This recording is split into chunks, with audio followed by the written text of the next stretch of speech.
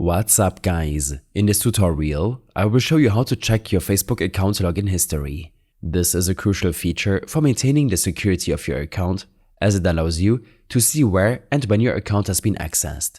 Let's dive into the steps to ensure you can monitor any unfamiliar activity and keep your account safe.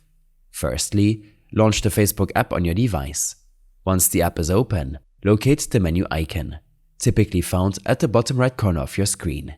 After tapping on the three lines icon, your screen will display various options.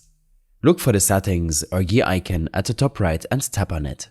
This action directs you to the general settings area of your Facebook account, where you can adjust your preferences, security settings, and account information.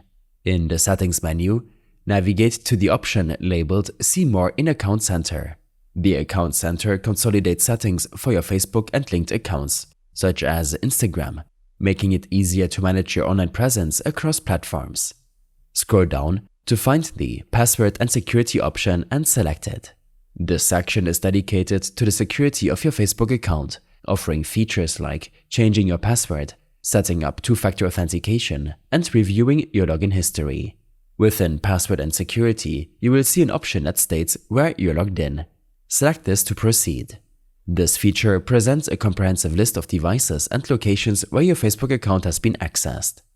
If you notice any device or location that seems suspicious or you don't recognize, Facebook provides the option to log out from those specific sessions.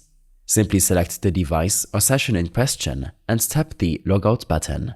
This ensures that the person using the device will no longer have access to your Facebook account unless they know your password.